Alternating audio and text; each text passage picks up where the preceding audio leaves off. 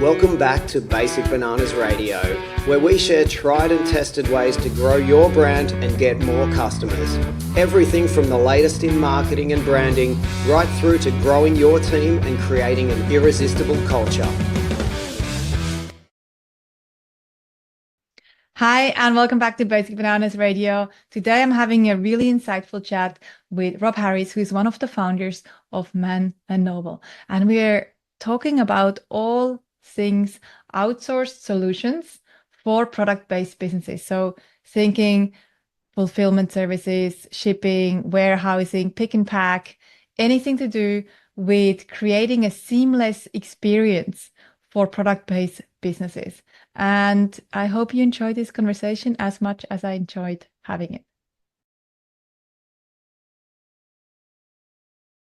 Hey, Rob, thank you so much for joining me today on Basic Bananas Radio. Thanks for having me. Excited. I'm really excited to talk with you today because you're one of our members in the Clever Bunch and you always come with such a wealth of knowledge, especially when it comes to helping product-based businesses to find the right outsourcing services, especially in regards to fulfillment. And it's such a big topic. We have quite a lot of members that run product-based businesses, and you are our go-to person. So I thought I might share you and your knowledge with our wider community here on Basic Bananas Radio. Can you tell us a little bit? So you run a company and you're the co-founder of a company called Man and Noble, an integrated outsourced services company. Tell us a little bit more about how did you get into such a interesting field, I guess. Sure.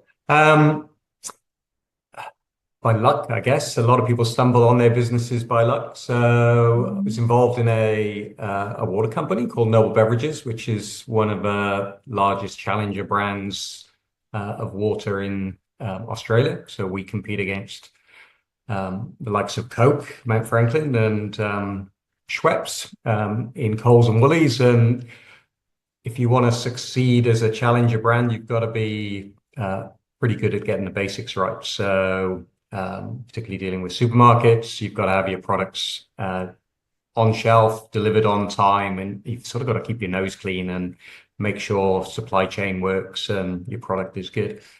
And we came across an opportunity to work for Procter & Gamble that has Braun shavers, Oral-B toothbrushes. They were looking for a company to solve some problems within the electrical channel. So working with Harvey Norman, Good Guys, Shaver Shop, also people like Meyer and DJs. And they were struggling to get products to those shops on time because they were typically used to dealing with the supermarkets or pharmacies where you ship big pallets to distribution centers. And they wanted to find a partner that could do what we call split case pick packing and ship direct to store. So we tendered for that business based on our experience and KPIs that we'd got with our water company and won that business. So it was something that we sort of fell into by accident and had to learn how to get even better at it. But it's been an interesting journey. Yeah, so you sort of started with a few actually pretty large accounts, and then you said, okay, you know what, we're really good at this. We're going to build a company around it and offer, as you call it, integrated outsourced services for product-based businesses. You offer all sorts of things, introduction to some of the retailers, I believe, fulfillment. What else do you offer as an integrated outsourced services company? Sure. So when we took over the Procter & Gamble account, we were responsible for everything for them. So we were responsible for the billing, as well as the shipping and the warehousing, and also what we call in-store merchandising. So making sure that the products show up well on shelf. So we looked after all the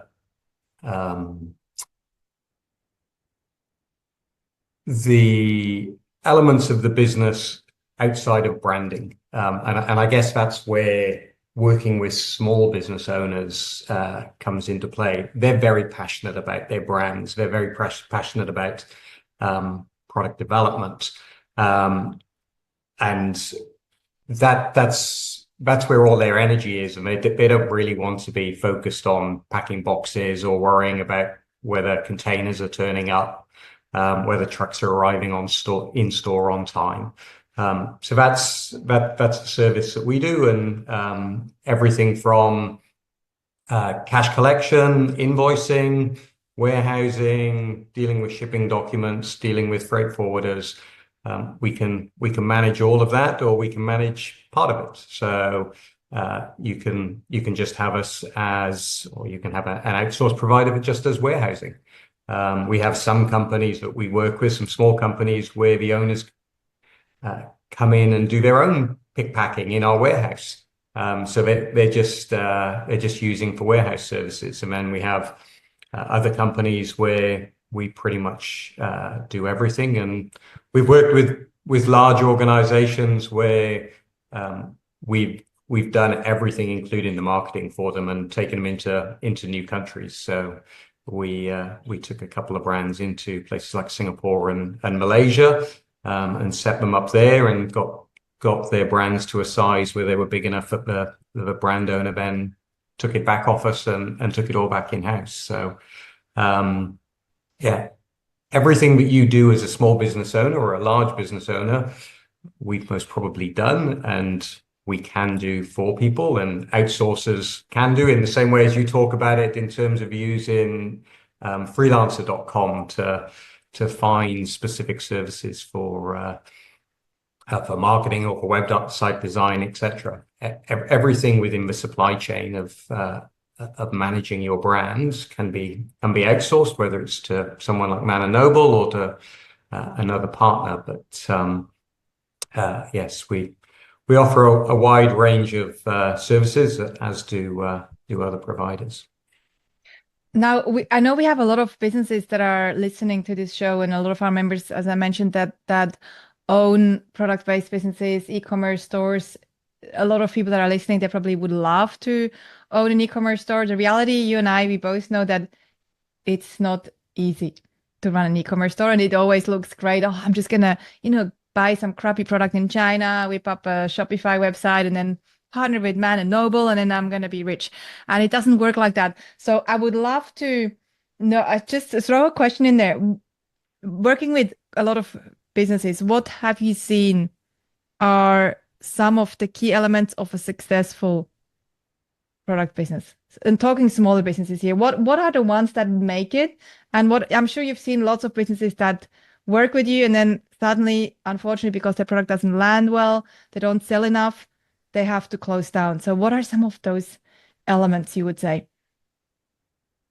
Customer service is always a key element. If you're providing a product, the customers want to know that there's a warranty and return process behind it, but it's a brand that you can trust. So again, coming back to what you do at the Clever Bunch, it's about creating that story for the product and for the brand that you're selling. What an outsourced company needs to do then is to match that story with service. So delivery within 24 hours, for example, for online shipping, or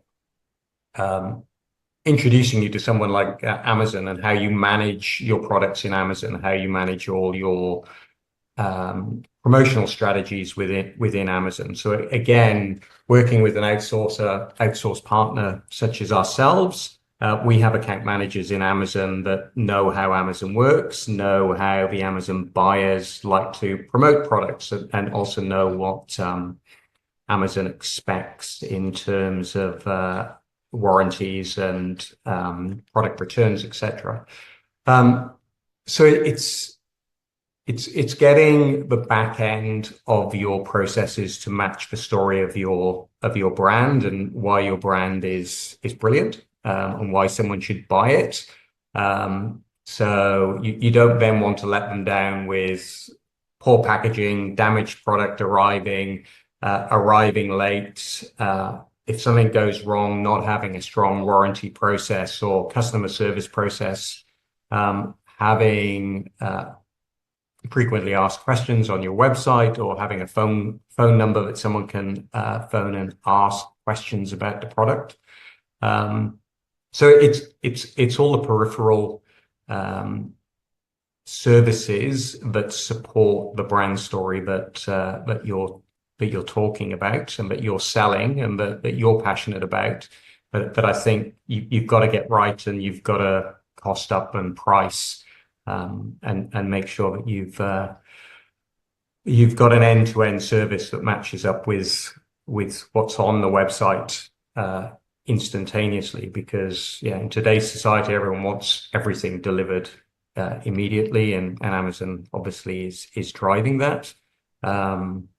But freight is a very big challenge in Australia, and trying to find the right partner and trying to find right solutions. We were talking about that earlier this week in terms of how to get your products out to rural areas, for example, and how to do that on time, and making sure the product arrives in good shape. So it's often the back end service that can trip someone up, which again is why you want to try and find the right outsource partner for your product and for your customer base. Yeah, and I couldn't agree more. I think it starts with obviously assuming that our listeners and of course our members have a great product, because that's, even a crappy product, yes, you can have a great story and you can sell it, but if it's crappy, eventually it will fall. So having a great product, and then, as you say, a really good story that matches up across all touch points. So obviously from your branding, your marketing, but then also going into all aspects of the fulfillment, arriving on time, having a really good FAQ, for example, being contactable, a good guarantee or a good return system. All that is so important. That I'm really glad that you mentioned that. I'd love to quickly take one little sidestep and then come back and talk a bit about all the elements that people need to think about, like shipping, warehousing, all that stuff. And the sidestep is Amazon. Now, what do you think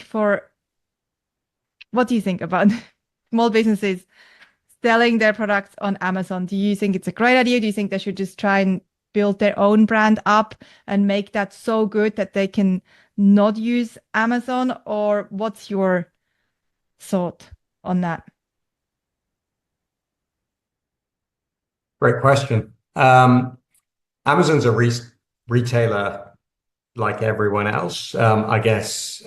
And again, we were talking about this earlier on in the week. You sell in Coles and Woolies. Coles and Woolies have their own brands, but they are an incredibly convenient method of getting your product out to consumers. Amazon, again, are an incredible way of getting your product to a wide range of consumers. There are costs involved in Amazon, and in some ways, Amazon is its own outsource company. They can buy off bulk with you. They will deal with all the shipping. They will manage next day deliveries for you, which you can't necessarily do yourself as a small business. So I think it comes down to the pricing. Obviously, Amazon will want to get paid for its services. So you need to understand your profit and loss statement and work out, well, can you make Amazon work for you? And I guess another strategy is, do you have different brands? And do you have a brand that you would put on Amazon, but then you maybe have a more premium brand that you sell yourself? Because there's more margin in the more premium brand to sell yourself, but then you've got more costs associated with that. So any shop front that promotes your product has got to be a good thing. And we see that. So one of the businesses that we worked with was Shark vacuum cleaners and Ninja blenders and air fryers. And one of their competitors even when we were dealing with them, was Dyson. And it was always interesting. And we weren't involved in Dyson, but obviously they were a competitor, so we looked at what they were doing. Dyson was selling in retailers, so they'd be selling in Harvey Norman and selling in the Good Guys. But then you would see Dyson adverts on TV saying, buy from the Dyson store, which was an interesting concept because they're sort of competing against their retailers, but they're a strong enough brand that they can do that. And some people want to buy direct and feel that they get better service buying direct from Dyson. Some people want to go into a Harvey Norman and talk to the people in the store around features and benefits and want a different service level. So I think again it comes back to the story that you're selling around your brand.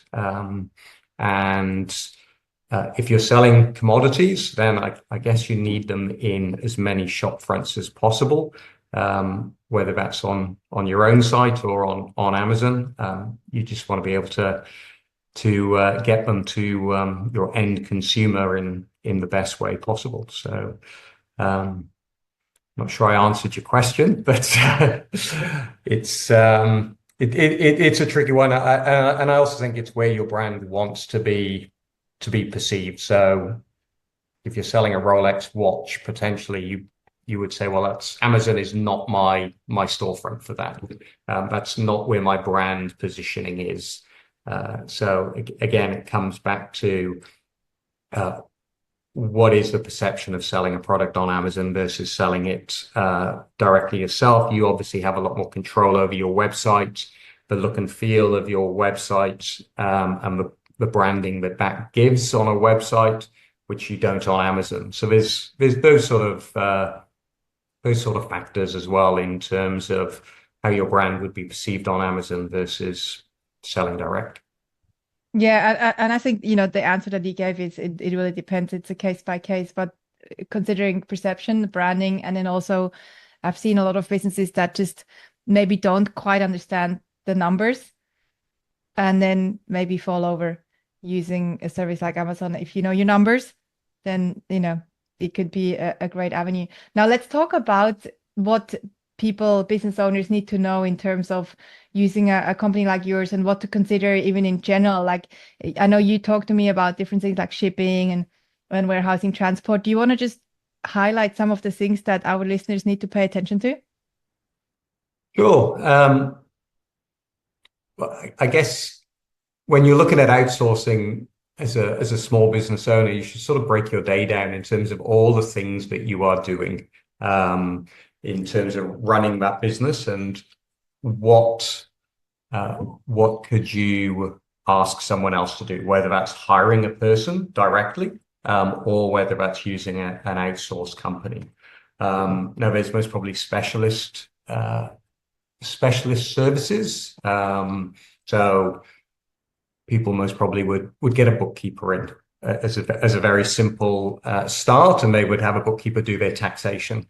The same could be said with shipping. If you're going to start bringing in product from China, you need to understand what are the rules around import, being the importer of record, what the GST rules are on those sort of things. And you could spend a lot of time researching that, or you could go and outsource that to a logistics provider that says, okay, we will deal with the shipping for you. We'll deal with all the port charges, all the custom clearances, and we'll find someone to bring it to our warehouse. So typically in that instance, it would be an all-encompassed service in terms of managing the freight, the importation, and then bringing it to a warehouse. Now, if you're just getting products sent over in small boxes to your house, you might be sitting there going, okay, well, my garage is getting very full. Now, what am I going to do? Do I need to go and order or book a self-storage shed or something like that?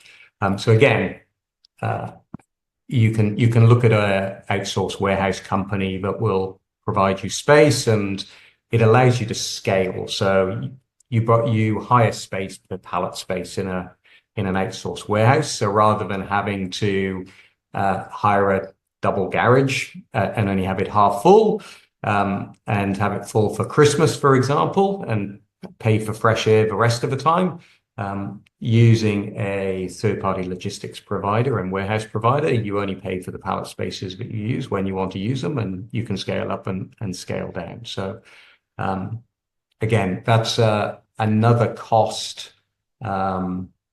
which outsourcing can be very cost effective because it allows you to scale up or scale down. And then there's the pick pack and the postage as you're running your business. And again, you've touched on this on a number of the sessions that we've been on. People don't necessarily value their time as much as they should do, so they'll go, oh, I'll just pack all of these boxes and take it down to a post office. But that means they're not working on their brands or their product or thinking about new product development while they're doing all of that. And again, that is not scalable for them. They may be able to get some friends in to do it, but if they really want to grow, at some stage they're going to either need to go and hire someone, or another solution is, again, to look for an outsourced company that will charge you per package. So if you're always really busy on a Friday, you don't have to worry about hiring someone just for a Friday. The pick pack company will say, okay, well, we've picked 100 packages for you on a Friday, and you get charged for those 100. And if you haven't picked any for the rest of the week, well, you haven't got your employees sitting around doing nothing for the rest of the week. So again, it's that flexibility, it's the scalability, which for a fast-growing business just manages cash flow a lot better as well. Yeah, let's talk a little bit about that, like how our listeners that are thinking about, you know what, this sounds pretty good, I could possibly work with a company like yours. What do they need to consider when doing that? And also, what sort of pricing models do you run? Do people pay you per item that you post? What are sort of the different things that they need to consider? Cool. I think the first thing is it always seems expensive to start with because you've been doing it yourself and you haven't valued your own time. So it's always another line that gets added to the P&L once you start outsourcing. But the best way of thinking of it is, well, if I was paying myself a reasonable wage, or I was working for someone else, what would my hourly rate be, and how long does it take me to do each one of those tasks? So how long does it take me to pack a box? And if my hourly rate is $20 an hour, and it takes me an hour to pack each item, then the cost of packing is effectively $20. So you can start to build up a costing, even for an estimate cost, by looking at the time it takes you to do things, what your costs would be, and then comparing that to quotes in the marketplace. And one would hope that a seasoned pick pack company should be able to do things faster than what you can do it. They've got machinery that will help them do it faster. They've got staff that are trained to do it sort of repetitively. So I think when you break it down and look at what the true cost of you doing something is, you should be able to start to see some savings by looking at an outsourced pick pack company. And similarly with a warehouse company, what's the cost of a storage shed?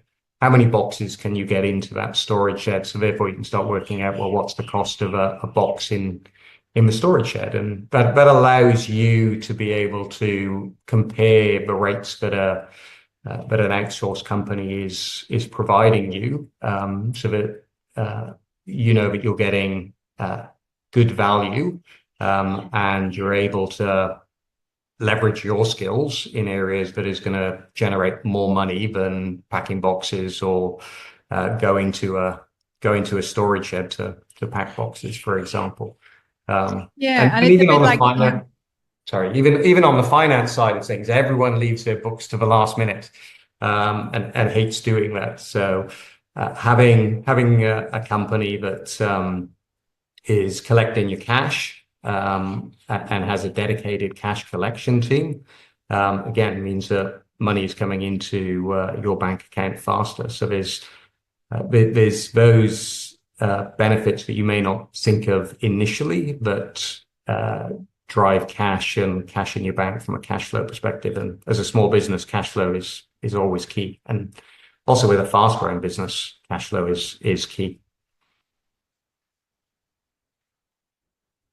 yeah, and I was also going to say it's a bit like, we always say to business owners, you don't want to spend hours and hours working on your website and trying to figure out the tech side of things, because your time is so much better used to actually sell the product, market the product. So this is a similar story. Do you also get access to better shipping rates for your customers because you have such a high volume? Yes. So exactly as you said, the economies of scale of working with an outsourcer should mean that if you're working with Ozpost or FedEx, for example, which are two companies that we work with, the volumes that we're doing should be significantly cheaper than what you would get as an individual just going down to the post office. So that again helps the bottom line, and would be a selling point for an outsourced company. But you've got to find the right outsourced company. People talk about third-party logistics. People then sort of think about Linfox or Toll, the large companies. They most probably won't be the sort of companies that your members would be looking at. In fact, those companies, if you ask them to quote, would quote, but they would be sky-high fees because they're not interested in small companies. They want to work with the larger groups that do high volume, and a small customer for them would be seen as sort of an annoyance because it doesn't really fit into their system. So this is where outsourcing sometimes can look expensive because you've gone and asked the wrong company to quote for you, and they've quoted, but they've quoted because they didn't really want your business. So talk to your peers, talk to your customers around who is providing outsourced services to similar products as yourself, which sort of seems ironic that you would go and, let's say, as an example, we have a contract with a vacuum cleaner company called Dreamy. And we got that contract because Harvey Norman and Good Guys said that they weren't showing up as they wanted, that as Harvey Norman and Good Guys wanted them to show up in store.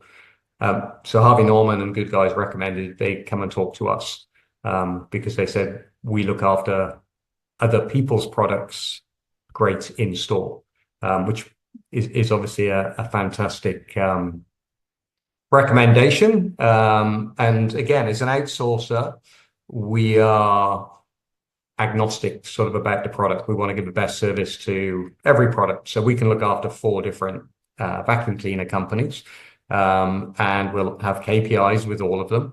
And we'll make sure we provide best-in-class service to all of them and provide the services that they're specifically asking. But because we don't own the brand, for us, our service is the most important thing. So that's the thing that we've got to get right. So irrespective of who we're working for, we want to make sure we're picking same day. We want to make sure that everyone's product looks well on shelf, even if they're competitors' products, because our service is making sure products look well on shelf. So getting recommendations from your retailers, if you work in retailers, or asking similar businesses who they've worked for and who they've worked with, is a great way to try and find an outsourced company that really focuses in the sector that you're working for. In the same way as you always give recommendations to people that are building websites, lead generation and something like that. Again, you normally ask someone that has done it if they can recommend a company that has delivered results. And it's no different to warehousing, shipping, pick packing. Again, ask your network to find out whether they've got recommendations for companies that work specifically within your sector, because there will be nuances within your sector that some companies will be very good at tackling and other companies won't be. Amazing. Are you happy for our customers to get in touch with you to get a quote? And if so, where can they connect with you? Yeah, sure. Obviously, they can connect by yourself. Websites, MANN -noble, NOBLE.com, or reach out on LinkedIn. Reach out to myself on LinkedIn. Perfect. We'll post those links also in the show notes. And thank you again. Thanks, Rob, for being here and sharing your insights into this industry and hopefully helping more product businesses. And you, the listener, thank you so much for tuning in. As always, taking the time out to learn more about all sorts of aspects of marketing and here fulfillment. I really appreciate you being here. Thank you again so much and can't wait to connect next time. Thank you very much. To get more from Basic Bananas and to learn new ways to grow your business with clever marketing, visit basicbananas.com.